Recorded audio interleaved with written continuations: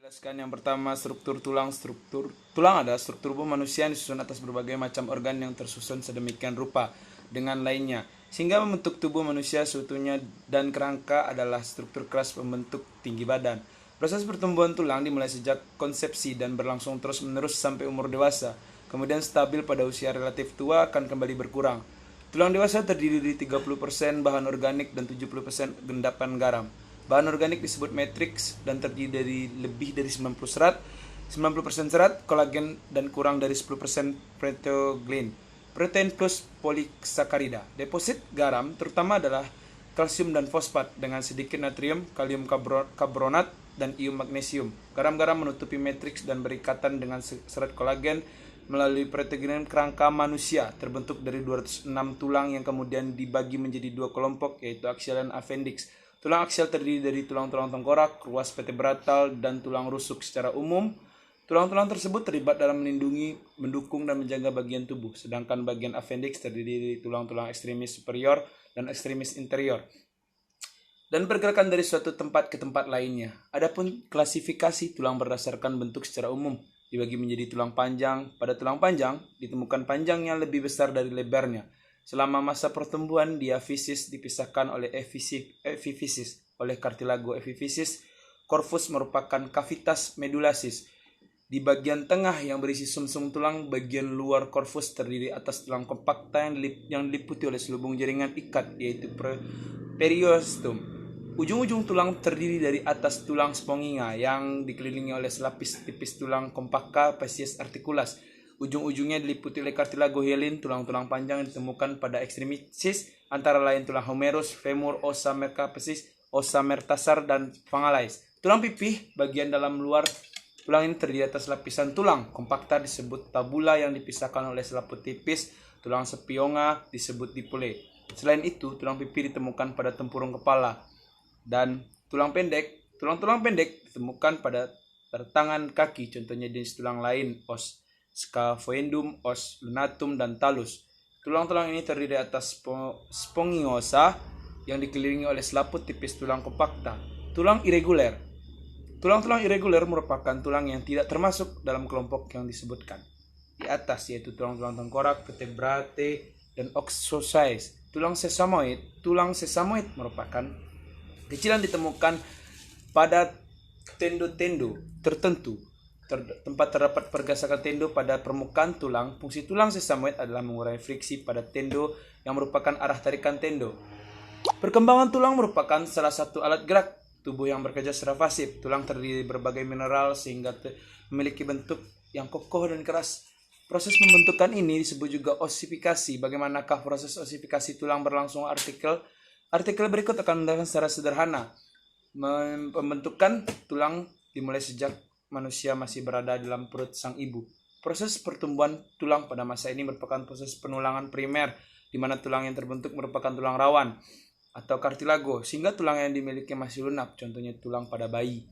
Setelah dilahirkan, bayi akan mengalami pertumbuhan hingga usia 20 tahun. Pertumbuhan animasi ini adalah perpanjangan tulang.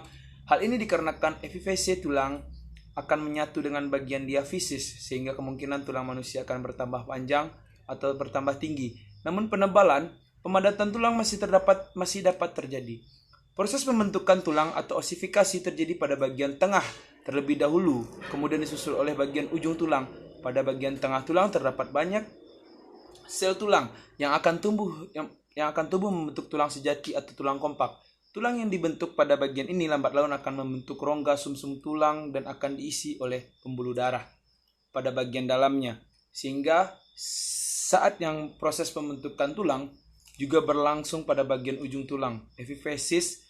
Dengan demikian, pertumbuhan tulang pada bagian epifisis dan diafisis akan bertemu dan membentuk tulang yang kokoh. Menjelaskan yang kedua, mengidentifikasi tulang yang terdapat pada sistem rangka. Setidaknya ada 270 tulang yang membentuk rangka manusia pada saat lahir. Jumlah ini lalu menyusut menjadi 206 tulang saat memasuki usia dewasa. Sebagai akibat, adanya beberapa tulang yang bergabung bersama.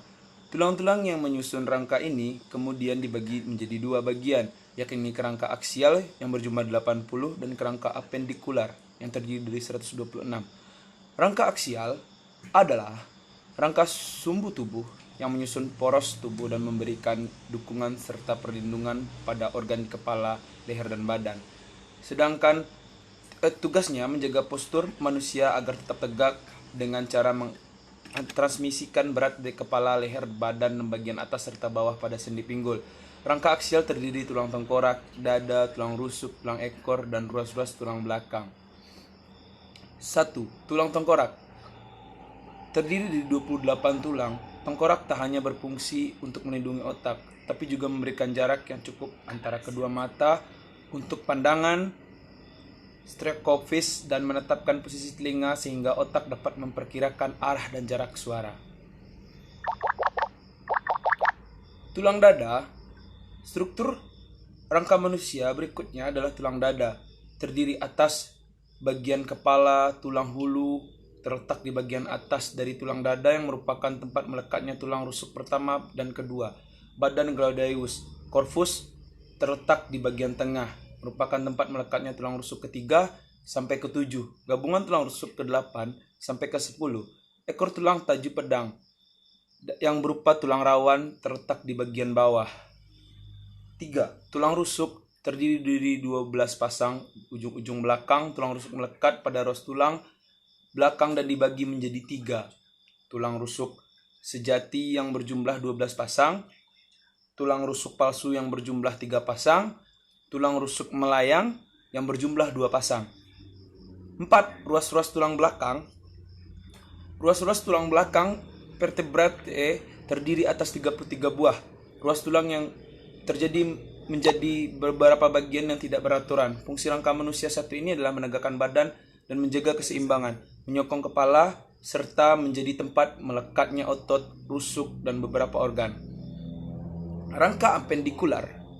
Rangka apendikular adalah rangka tambahan yang berfungsi sebagai penggerak tubuh. Dalam hal ini menyusun alat gerak seperti tangan, kaki, dan lain-lainnya. Rangka ini meliputi anggota gerak atas tungkai depan, anggota gerak bawah tungkai bawah, gelang bahu, dan gelang panggul.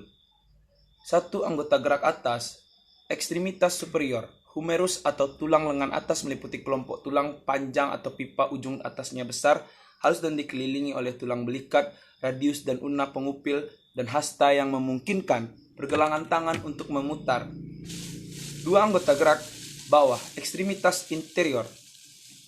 Femur atau tulang paha yang meliputi kelompok tulang panjang dan bisa ditemukan dari gelang panggul sampai ke lutut, tibia atau fibula atau tulang kering, dan tulang betis.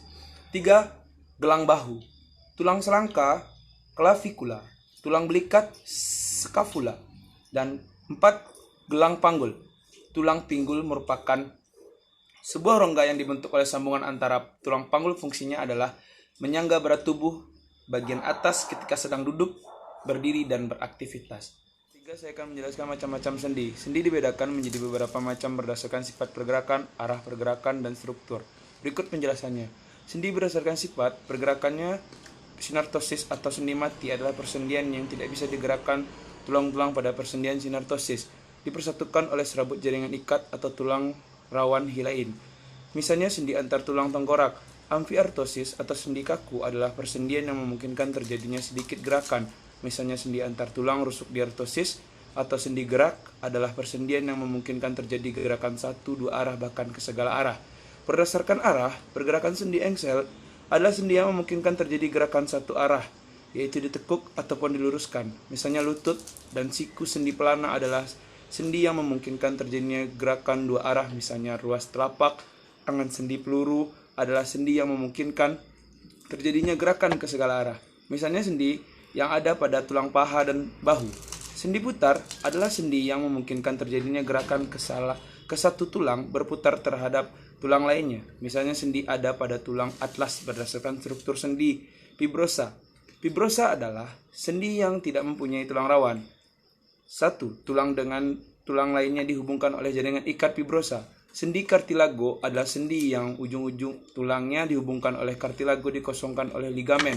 Di dalam sendi kartilago dibagi 2 sendi, yaitu sinkrodosis dan simfisis. Sendi sinovial adalah sendi yang memiliki ruang antar sendi sehingga terjadi banyak gerakan.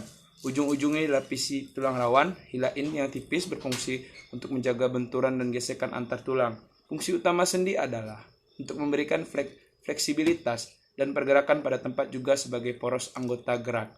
Sekian, terima kasih.